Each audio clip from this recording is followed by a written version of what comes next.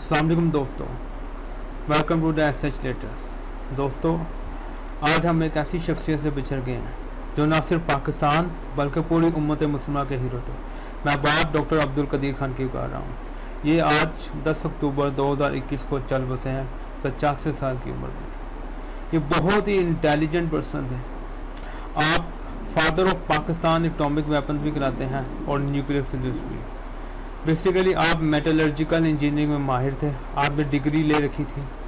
सबसे पहले आपने जो 1936 में भोपाल में पैदा हुए, उसके बाद आप माइग्रेट करके पाकिस्तान आ गए। उसके बाद आपने सेंट एंथनी हाई स्कूल से स्कूल की डिग्री हासिल की। उसके बाद आप डीजी साइंस कॉलेज कराची में रहे। आपको शुरू से फिजिक्स और मैथ में दिलचस्पी हासिल थी। इसके बाद आप बर्लिन की यूनिवर्सिटी और नीदरलैंड की यूनिवर्सिटी में आप ज़ेर तालीम रहे। फिर आप बेल्जियम की यूनिवर्सिटी में भी तालीम फारिगुल तहसील रहे। जब आपको पता चला कि 1971 में भारत ने एटॉमिक वेपन्स की एक मारता हासिल कर लिया, तो उस वक्त पाकिस्तान को भी अपने लिए ख़तरा महसूस होने लगा था।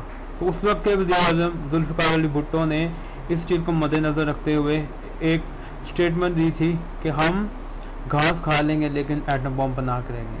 लेकिन ये बहुत आसान नहीं था, हर तकलीफ का आपको सामना करना पड़ा था। तो आपने बहुत सारे साइंटिस्ट को ढूंढना शुरू किया। फिर आपको उस वक्त डॉक्टर अब्दुल कदीर खान बहुत ही शहाना ज़िंदगी गुजार रहे थे। ये बेल्जियम में थे उस वक्त और इनको बहुत सारी मल्टीनेशनल कंपनीज में जॉब्स की ऑफ़र भी थी और ये ऑफर जॉब्स कर भी रहे थे। जब आपको पता चला कि हिंदुस्तान ने एटमी धमाके किए हैं, तो आपने फ़ौरन जुल्फ़िकार अली भुट्टो से रब्ता किया और कहा कि हाँ, मैं वो शख्स हूँ जो एटम बम बना सकता हूँ। ये आपके खुद अल्फाज है। डॉक्टर अब्दुल कदीर खान ने कहा कि मैं एटम बम बना सकता हूँ। ये सुनकर जुल्फ़िकार अली भुट्टो ने उन पर यकीन किया और बहुत प्राउड फील किया कि पाकिस्तानी भी है और हमारे लिए बहुत ही अच्छा है। तो आपने फ़ौरन को पाकिस्तान बनाया। आपने कहोटा लैब रिसर्च लेबॉर्ट्री जो कहोटा पाकिस्तान में, वहाँ पर इनको काम के लिए लगा दिया। इनकी पूरी टीम काम करती रही। इसके बाद जब जुल्फ़िकार अली भुट्टो का जो पीरियड ख़त्म हुआ, उसके बाद जनरल ज़िया-उल हक़ आए, तो पाकिस्तान का न्यूक्लियर प्रोग्राम जारी रहा आहिस्ता आहिस्ता। तो इसके बाद दुनिया की जो दूसरी इंटेलिजेंस एजेंसी थी, उनको मालूम तो था कि पाकिस्तान कहीं ना कहीं एटमी प्रोग्राम पर काम कर रहा है। लेकिन ये जनरल ज़िया-उल हक़ थे जिन्होंने अमेरिका को एक तरफ सोवियत, आपको याद होगा उस वक्त सोवियत यूनियन वॉर भी लड़ रही थी 1980 से 1989 तक। तो ये पाकिस्तान के लिए एक एडवांटेज था। तो जनरल ज़िया-उल हक़ ने उनको दूसरी तरफ इंगेज करके रखा हुआ था। लेकिन अमेरिकन को पता था कि पाकिस्तान कहीं ना कहीं अपने एटमी प्रोग्राम को जारी रखे हुए है। तो पाकिस्तान ने इस पर अपना काम जारी रखा। आखिरकार सिर्फ 8 साल में जब डॉक्टर अब्दुल कदीर खान ने अपना काम शुरू किया, उसके 8 साल में ही डॉक्टर अब्दुल खान ने जनरल ज़िया-उल हक़ को ये खुशखबरी दी कि हमने एटम बम बना लिया है। ये एक अलहदा बात है कि एटम बम हमारा 10 से 15 साल डिले हुआ। उसकी एक अलग वजह है, अगर आप डॉक्टर अब्दुल कदीर खान की बुक पढ़ें आपको उनको पता लग जाएगा। वो अपनी सारी तफसीर वो अपना लिखा है कि मैंने कैसे शुरू किया और कैसे इसको इख्तिताम किया।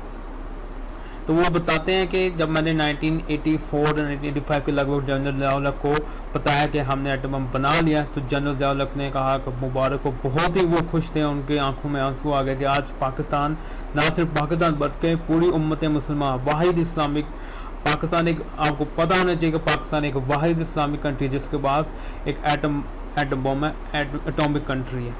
तो ये वो ऐसी शख्सियत हैं जिन्होंने ये ना सिर्फ पाकिस्तान का बल्कि पूरी उम्मत मुसलमान के हम जो लोग हैं इनका मकरूज रहेंगे सारी ज़िंदगी।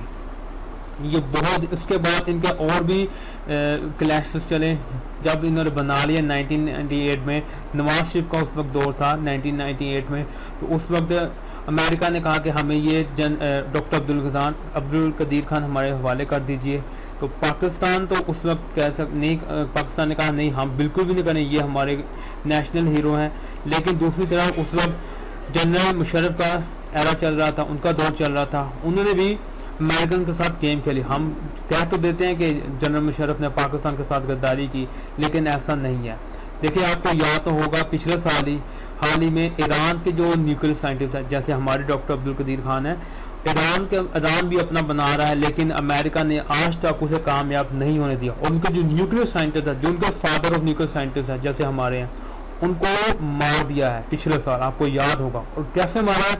इसराइल ने मारा है। अगर आपकी कहानी पर आपको पता लग जाएगा, जाके देखिएगा, ज़रूर देखिएगा, आपको पता लगेगा।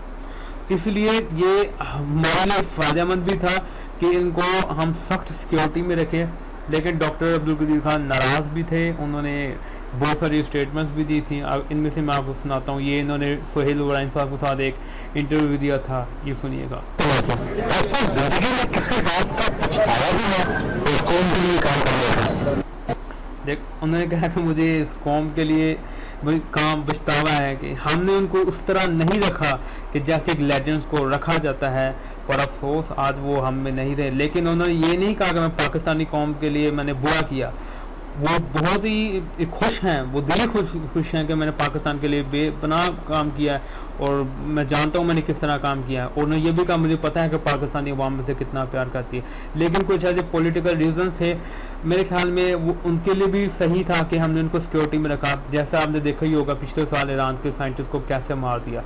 तो हमारे पीछे हमारे जो मुल्क के एटॉमिक प्रोग्राम्स हैं उनके तो पीछे वैसे ही दुनिया कि हम किसी न किसी तरह पाकिस्तान के, क्योंकि आपको पता होना चाहिए पाकिस्तान दुनिया में वाहिद इस्लामिक कंट्री है जिसके पास एटॉमिक पावर, किसी और कंट्री के पास नहीं। तो ये एजाज़ भी सिर्फ अल्लाह ताला ने पाकिस्तान को दिया।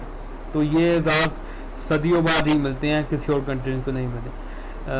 अल्लाह ताला इनकी मग़फ़िरत फरमाए और इनके लवाहिद को सब्र जमील अता फरमाए। Thank you.